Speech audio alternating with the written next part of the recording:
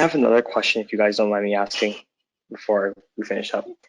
Yeah. So since we talked about healthy eating tips, do you have any advice for healthy sleeping tips? Because I know as a student, it's hard, especially with like when you have like your assignment deadline sort of varies between like week and week. It's sort of hard to like maintain a consistent sleep schedule. Do you have any advice for that? Okay. Do you want to? In terms of sleep, as a student, I just like to say it up front that I don't always have the most consistent sleep schedule, but but I feel like doing things like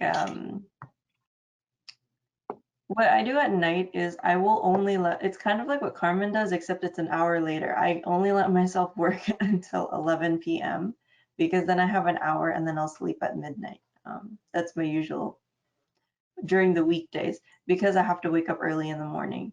And I feel like for me, to have a consistent sleep schedule is the biggest, it makes the biggest difference.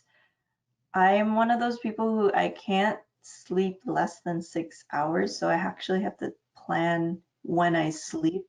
And if I know I have a meeting in the morning at 9 in the morning, then I have to wake up like an hour ahead of time so I can eat and do whatever I do in the morning. And then I think that being able to plan, I know all of my stuff is starting to sound like you have to plan everything, but no, I mean, that's just what works for me. I have that personality where that's the best. But I feel like making sure that you have enough of it, enough of sleep would be best. I usually like my phone, I'll turn it off, put it away from me so that when I wake up in the morning, I have to get up to get it. Once it's time for bed, sometimes I read a book. But overall, I think for me, it's like shutting off my brain from work at 11 o'clock or 11:30, depending on my deadlines, and having everything done by then is like, that's the hard line. I can't do anything past that time because it's time for bed. Yeah, I don't know if that was helpful. Yeah, I think that was pretty helpful. I guess for me, like, I agree with the whole thing about like putting your phone far away.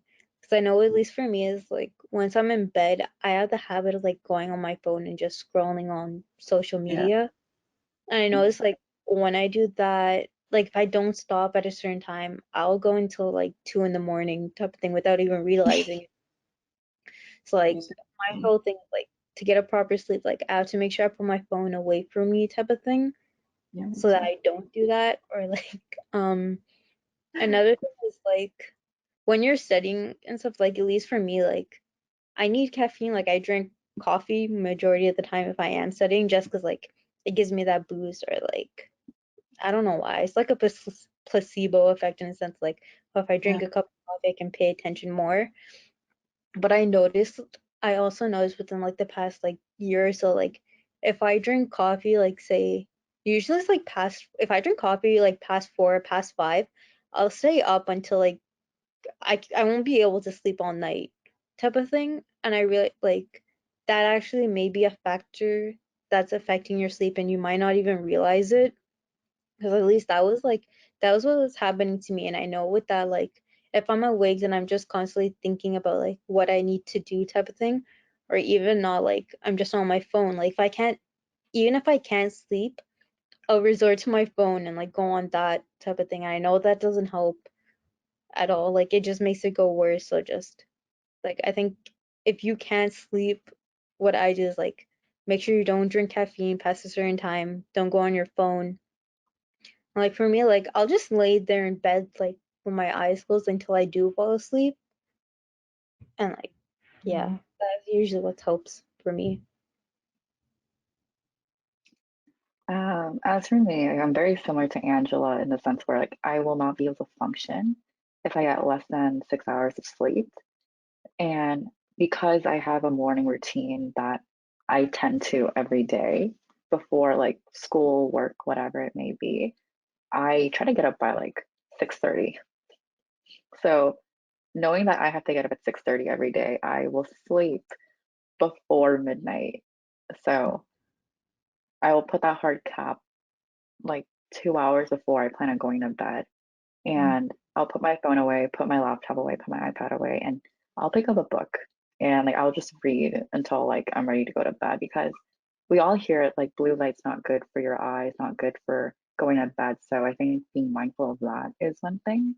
And I just feel like if you get into the routine of like sleeping at a certain time, your body will get tired and go to sleep at that time. Especially like if you're sleeping like erratically, like you're sleeping at 3 a.m. one night, 4 a.m. the other, 12 a.m. like one, you're not going to have your like circadian like rhythm intact. Like it's just gonna be all over the place, and you're never gonna be able to really get a satisfying amount of sleep. Like, you can get the 6 hours, but you're gonna wake up tired.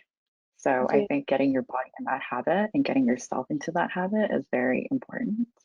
So Yeah, like that just reminded me, like when I work out during the day, like it doesn't really matter at what time. I notice like I sleep better at nighttime because I feel more exhausted type of thing. Mm-hmm. So I feel like even that, like if you just integrate some sort of exercise into like your routine, that will help you to just like have a better sleep in general. So Thanks, guys. That was super helpful.